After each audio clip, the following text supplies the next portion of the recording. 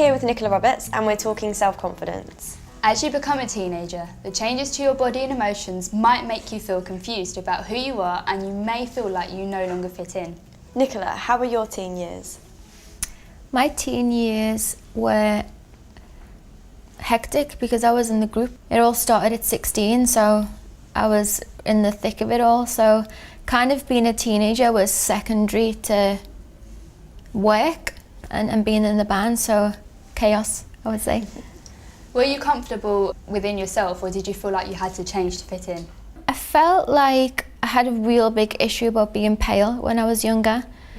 Like, I hated it, so I'd do everything to like have a tan, and I think now we're talking like 10 years ago, so like being pale wasn't like cool, so I'd use all the fake tans in the world. Like, I tried everything, and that was like my biggest hang up, I'd say. Who did you talk to about your feelings and emotions? Everybody knew about the pale thing.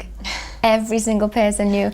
Like, it was a real, like, we sometimes had to like schedule in my tanning into the schedule just so I could, like, because we used to work like crazy. We'd be doing a show till midnight and then we'd be up again doing morning TV, so I had to make sure that I could get home, put the tan on. It was a real like insecurity that I had, and probably was added because I was a teenager.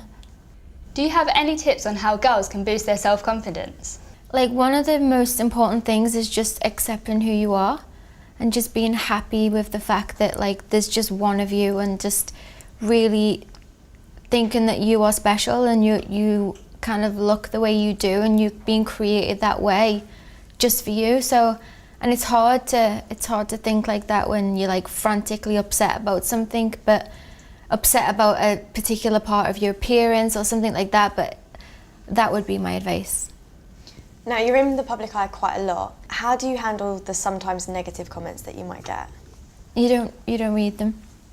Like, that's the thing, that you just don't, like, you don't look at them anymore, because it's not important. Like, what's important is the people that care about you and the people that you care about, and your everyday happiness. So you just can't take it on board.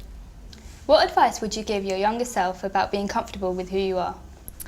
I think being comfortable with who you are and self-confidence is a process, and I think that you just have to have a healthy perspective and just pick yourself up as much as possible every day, and just love who you are.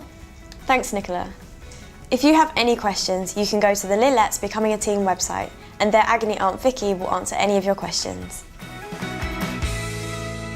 I started growing some boobs at 15. I was like, oh, hi, now you're turning up. Hey, how you doing? But yes, my face was always like oily and greasy and spots and breakout and everything, and it didn't make me feel amazing at all.